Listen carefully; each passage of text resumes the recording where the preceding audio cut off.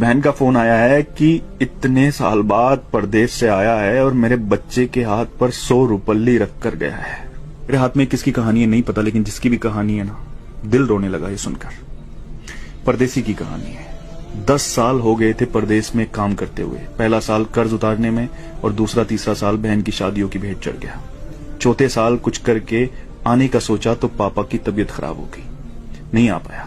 यहां तक कि पापा दुनिया छोड़कर चले गए तब भी नहीं आ पाया। बूढ़ी माँ घर में अकेली थी। आने का सोचा लेकिन कोई बचत नहीं थी, तो फिर परदेश से हिम्मत नहीं हुई कि इतने साल परदेश में रहकर खाली हाथ कैसे जाऊं। लेकिन माँ की जिद और बहनों ने कहा कि भाई आ जाओ, हमें कुछ नहीं चाहिए, बस आ जाओ कहा तो हिम्मत बढ़ी। कुछ उधार लिया, कुछ पास था जिससे टिकट करवाया और वापस ये सोचकर आ गया कि अब कोई बड़ी जिम्मेदारी तो है नहीं, यहीं पे कुछ कर लेंगे। आने के दूसरे दिन बहन से मिलने गया। बहन बच्चों वाली हो चुकी थी। आते वक्त भांजे के हाथ पर 100 रुपए रखकर वापस हुआ। दूसरी बहन के यहाँ पहुंचने पर पास के पैसे भी खत्म हो चुके थे, लेकिन ये उम्मीद थी कि ये बहन ज्यादा नजदीक है, कुछ नहीं बोलेगी। वहां से वापसी पर भांजे के हाथ पर कुछ नहीं रखा और जब घर पहुंचा तो मां ने बताया कि एक बहन का फोन आया है। बहुत बड़ा दिल चाहिए यार ये सुनने के लिए। एक बहन का फोन आया है कि इतने साल बाद परदेश से आया है और मेरे बच्चे के हाथ पर 100 रुपल्ली रख कर गया है। इतना तो हम फकीरों को दे देते हैं। दूसरी बोली, मेरे बच्चों के हाथ पर 10 रुपल्ली भी रख कर नहीं गया, ससुराल में मेरी नाक कटा दी।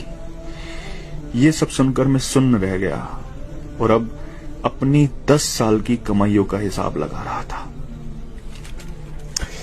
अरे यार, अगर पुराना घर छोड़कर नए घर में भी चले जाओ ना तो ख्वाब हमेशा पुराने घरों के आते हैं। और एक परदेसी तो अपना सब कुछ छोड़कर चला जाता है अपनों के लिए, अपनों को बसाने के लिए। लोग मेहनत करके पैसा कमाते हैं, लेकिन परदेसी मेहनत के साथ साथ अपनी उम्र को बेचकर पैसा कमाता है। किसी खुशियों में नहीं आ पाता, किसी की मैयत में नहीं आ पाता। सच पूछो तो हमारे सीने में दिल किस तरफ है ना, ये एक परदेसी ही बता सकता है। क्योंकि जब वो अपनों को छोड़कर जाता है ना तो सीने में वही तकलीफ होती है जहां दिल होता है। जुल्म नहीं करते अपने लोग ये कहकर कि तुमने परदेश में रहकर हमारे लिए किया ही क्या है। अरे कसम खुदा की, अगर तुम्हें एहसास हो जाए, अंदाजा लग जाए ना कि उसने परदेश में रहकर तुम्हारे लिए क्या किया है, तो इस जुबान को कटवाना पसंद करोगे, लेकिन कभी उसकी कुर्बानियों के खिलाफ बोलना पसंद नहीं करोगे। सच कहते हैं जिसका दर्द होता है उसकी तकलीफ को सिर्फ वही समझता है। परदेसी का दर्द सिर्फ वही समझ सकता है जिसने अपनों के लिए अपना घर छोड़ा हो।